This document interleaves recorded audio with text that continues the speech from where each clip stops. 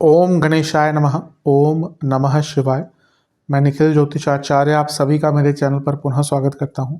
आशा करता हूं कि आप सभी स्वस्थ होंगे। महादेव की कृपा आप सभी पर सदैव बनी रहे।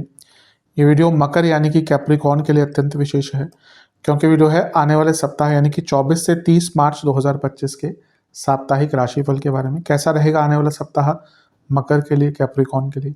जो मेरा साप्ताहिक राशिफल होता है वो प्रमुखतः चंद्रमा और उनकी गति पर आधारित होता है। चंद्रमा एक ऐसे विशेष ग्रह हैं जो बहुत तेज गति से भागते हैं और करीबन 2.25 से 2.5 दिन में अपनी राशि बदल लेते हैं। तो स्वाभाविक है कि पूरा हफ्ता जो कि 7 दिन का होता है उसमें चंद्रमा कई बार राशि बदलेंगे।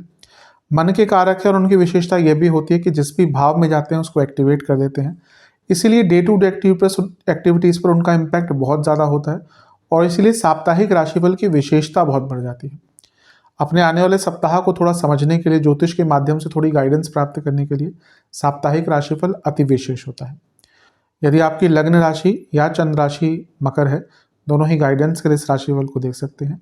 जहाँ से आपको ज़्यादा सूट करता है, रिलेट करता है, वहाँ से इसको ऑब्जर्व कीजिए। व्यक्तिगत तौर पे मेरा मानना है लग्न राशि से देखेंगे तो अच्छा है। इनकेस नहीं पता आपको तो आप अपनी चंद्र राशि से भी इसको देख सकते हैं। शुरू करते हैं। चंद्रमा आपके लग्न भाव यानी कि मकर में रहेंगे। 24 तारीख को सुबह 11 बजे के आसपास यहाँ पे आ जाएंगे और 26 तारीख को शाम के 4 तक यहीं पर रहेंगे। चंद्रमा का लग्न भाव में आना अच्छा ही माना जाता है और आपके लिए वो खुद केंद्राधिपति हैं, तो केंद्राधिपति का केंद्र में आना अपने आप में राजयोग बनाता है, तो ये अच्छा है। सप्तम के स्वामी है तो पद प्राप्ति का ये योग बनता है, रिकॉग्निशन का योग बनता है, प्रमोशन का योग बन जाता है। तो हफ्ते का शुरुआती भाग अगर जॉब आदि में प्रमोशन आदि की बात चल रही है तो उसका लाभ उठाने के लिए बहुत अच्छा है। मंगल का प्रभाव भी है दृष्टि द्वारा और ये मंगल की उच्च की राशि और मंगल चौथे घर और अष्टम भाव के स्वामी है। अष्टम के स्वामी छठे घर से देख रहे हैं, कोई रुका हुआ पैसा, रुका हुआ काम बन सकता है। चौथे घर के स्वामी छठे घर से देख रहे हैं, जो दिखा रहा है कि कोई प्रॉपर्टी का केस चल रहा था, प्रॉपर्टी का काम अटक रहा था, वो भी पूर्ण हो सकता है। और क्योंकि मंगल चौथे घर के स्वामी भी हैं और लाभ स्थान के स्वामी, यानी कि प्रॉपर्टी से कोई लाभ भी आपको प्राप्त हो सकता है। और चंद्रमा चौथे से चौथे के स्वामी है। कोई कंस्ट्रक्शन भी कराना चाहते थे, कोई प्रॉपर्टी बेचना चाह रहे थे, लीज आउट करना चाह रहे थे, बहुत अच्छा टाइम है। बस ये ध्यान दीजिएगा, मंगल छठे घर से है तो उग्रता बहुत रहेगी, तो एग्रेशन रहेगा। केतु का प्रभाव भी लग्न पर है, बृहस्पति का भी है। ये दोनों एक प्रकार से आत्ममंथन का योग दिखाते हैं, तो अपने आप को समझने के लिए बहुत अच्छा टाइम है। बृहस्पति केतु ना ऋण भी दिखाते हैं जब इनका मिलन हो जाता है, तो इसका अर्थ जो शाब्दिक अर्थ है वो नहीं लेना चाहिए। एक प्रकार से ऋण का मतलब जो पुरानी चीजें हैं उनको समझना, अपने आप को समझना, आत्ममंथन के लिए बहुत अच्छा टाइम होगा, क्योंकि वैसे इतने ग्रहों का गोचर हो रहा है और आपके लग्नेश का गोचर होने वाला शनि का, तो ये जाते जाते शनि आपको बहुत कुछ नया सिखाकर जा सकते हैं, बहुत एक नया दृष्टिकोण आपको दे सकते हैं। बस ये कि बृहस्पति केतु का इम्पैक्ट कभी कभी व्यक्ति को बहुत ज़्यादा सोचने पर मजबूर कर देता है और जिसकी कुंडली में चंद्रमा की स्थिति अच्छी नहीं होती उनको फिर एंग्जाइटी आदि हो सकती है। नवांश कुंडली बता रही है कि यात्रा के योग बन रहे हैं। दशांश कुंडली, कार्य क्षेत्र में किसी पर भी भरोसा मत कीजिएगा, कोई कितना भी निकटतम हो। बिजनेस के दृष्टिकोण से बहुत लाभ मिलता हुआ दिख रहा है। लव लाइफ की जहां तक बात है, आपको ज़्यादा बोलना नहीं है, जितना कम बोलेंगे ना उतना अच्छा रहेगा। वैवाहिक जीवन थोड़ी सकारात्मकता लाइए, थोड़ा फ्यूचर के बारे में पॉजिटिव रहिए। ऐसा लग रहा है बहुत नेगेटिव विचार हो जाते हैं और इसके कारण दिक्कत बढ़ती है। जहाँ तक स्टूडेंट्स की बात है, सोच अच्छी रहेगी लेकिन मन बहुत भ्रमित रहेगा। अपनी एकाग्रता पर काम करना है। सेहत के हिसाब से कफ रोग, anxiety, depressive thoughts, inflammation, indigestion तंग करेंगे। इन्फेक्शन भी हो सकते हैं। सर्वाष्टक में आपका तीसरा घर अत्यंत बली है, जो बता रहा है कि यात्रा का योग, जैसे मैंने कहा, अचानक से बन सकता है। 26 तारीख शाम के 4 बजे के आसपास चंद्रमा आ जाएंगे आपके दूसरे भाव में यानी कि कुंभ में, और 28 तारीख शाम के 5 तक यहीं पर रहेंगे। चंद्रमा का दूसरे भाव में आना एक प्रकार से अच्छा ही माना जाता है। वो फिर से केंद्र के स्वामी है और धन स्थान में जा रहे हैं, यानी कि स्थिरता, पैसा आएगा। लग्नेश के साथ चंद्रमा का बैठना यानी कि कई कार्य पूर्ण होंगे और धनेश के साथ चंद्रमा का बैठना यानी कि धन भी आएगा ही। जो लोग बिजनेस करते हैं उनको लाभ होगा। ये अर्थ त्रिकोण है। कार्य क्षेत्र में भी एक्स्ट्रा पैसा कमाने का योग बन जाता है। गुरु से भी केंद्र में है तो गजकेसरी योग बन रहा है, ये भी एक श्रेष्ठ योग होता है, इसका भी आपको लाभ मिल सकता है। तो हफ्ते का ये भाग जो मध्य भाग है ये धन के दृष्टिकोण से तो बहुत अच्छा है, लेकिन यहाँ पर विषदोष बन रहा है और ये विषदोष अब 30 साल बाद बनेगा। कैसे? वैसे तो विष दोष हर महीने में 10 दिन बनता ही है। 2.5 दिन चंद्रमा शनि की युति होती है एक महीने में, फिर शनि की तीसरी दृष्टि में जब चंद्रमा आएंगे, जब 7वीं दृष्टि में चंद्रमा आएंगे, जब 10वीं दृष्टि में चंद्रमा आएंगे, तो तब भी बनता है। तो 2.5 10 दिन। लेकिन ये कुंभ में जो विष दोष बन रहा है ये 30 साल बाद बनेगा, क्योंकि शनि कुंभ से निकल जाएंगे।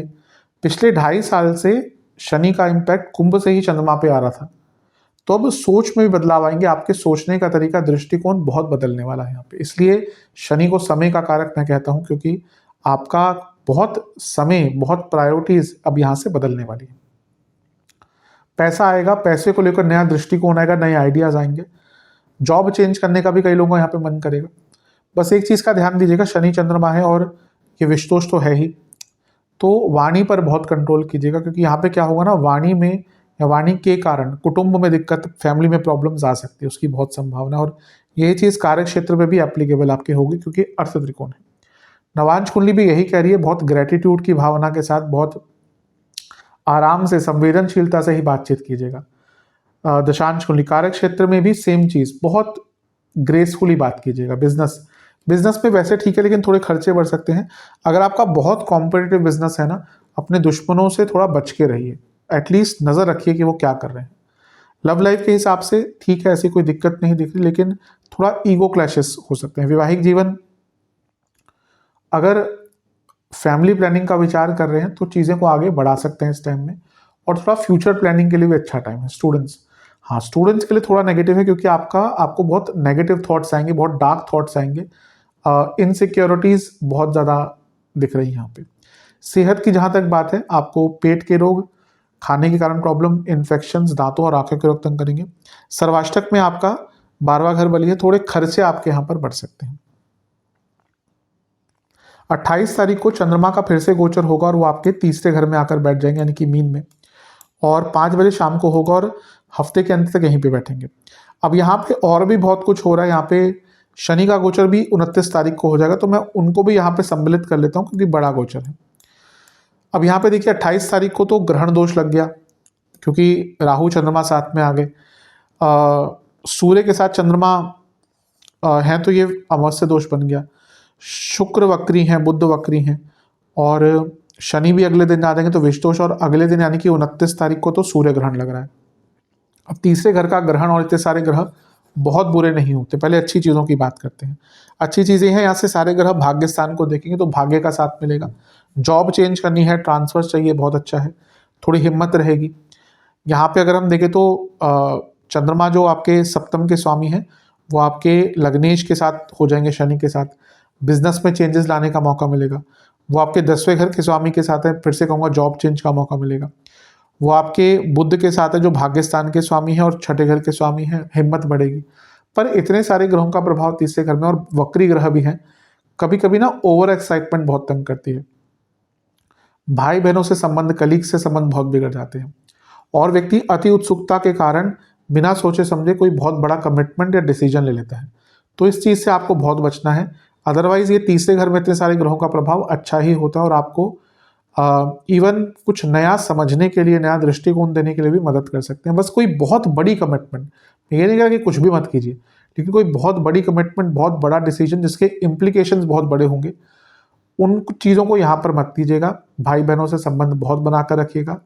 अचानक से किसी भी यात्रा पर मत निकलिएगा। यहाँ पे 4 से 12वें में इतना कुछ हो रहा है, तो घर में कलह कलेश और छोटी मोटी इंजरी, एक्सीडेंट के योग भी बन जाते हैं, वेहिकुलर एक्सीडेंट। तो इन सब चीज़ों को लेकर ध्यान देना है। और ये समय बदलाव लाना नहीं है, लेकिन जो बदलाव लाना चाहते हैं उनकी प्लानिंग के लिए बहुत अच्छा है, क्योंकि यहाँ पे आपको बहुत अच्छे और बहुत स्ट्रॉन्ग आइडियाज आएंगे अपनी प्रॉब्लम्स को सॉल्व करने का। नवांश कुंडली बता रही, जैसे मैंने कहा कि कुछ कदम जो उठाने हैं उनका विचार करने के लिए अच्छा है। दशांश कुंडली कार्य क्षेत्र में कलीग से बच के रहेगा, बहुत दिक्कत क्रिएट करेंगे। बिजनेस में कुछ बड़े कदम अगर उठाना चाह रहे हैं, तो जैसे मैंने कहा अभी तो नहीं उठाना, लेकिन हाँ आइडियाज बहुत आ सकते हैं, हिम्मत बहुत रहेगी, लेकिन वो अति उत्साह की तरफ भी जा सकते हैं, तो थोड़ा बच के रहेगा बिजनेस में, क्योंकि यहाँ पे अति उत्सुकता के कारण, लालच के कारण दिक्कत होगी। लव लाइफ में प्रॉब्लम्स आ सकती हैं, कुछ लोगों के ब्रेकअप भी यहाँ पर हो सकते हैं। वैवाहिक जीवन में भी सेम दिख रहा है, बहुत गड़बड़ यहाँ पे हो सकती है। शुक्र है, चंद्रमा है, चंद्रमा सप्तमेश है, शुक्र कारक है विवाह के, शुक्र पंचमेश है, लव लाइफ के कारक है। इतना कुछ हो रहा है ना, तो ये अचानक से लव लाइफ मैरिड लाइफ में प्रॉब्लम्स क्रिएट करेगा। स्टूडेंट्स की जहाँ तक बात है, आपको थोड़ा अपनी सेहत पर ध्यान देना है, मानसिक सेहत पर भी, क्योंकि दिख रहा है कि मानसिक शारीरिक सेहत उतना साथ नहीं दे रही। इसके कारण से आप अपनी अचीवमेंट्स पर काम नहीं कर पा रहे, अचीवमेंट से पीछे रह जाते हैं। सेहत के हिसाब से थायराइड, गले के रोग तंग करेंगे, शोल्डर के आसपास इंजरी, नेक इंजरी हो सकती है। सर्वाष्टक में आपका लग्न बली है। फिर से कहूँगा कि बदलाव लाने की नींव रखने के लिए ये टाइम बहुत अच्छा रहेगा। उपाय के स्वरूप में हनुमान बाहुक और बजरंग बाण का और शनि चालीसा का एक एक बार पाठ कीजिएगा। आशा करता हूँ कि वीडियो आपके काम आएगी। चैनल पर नए हैं, सब्सक्राइब कीजिए, वीडियो को लाइक कीजिए। मिलता हूँ अगली वीडियो में, तब तक के लिए ओम नमः शिवाय।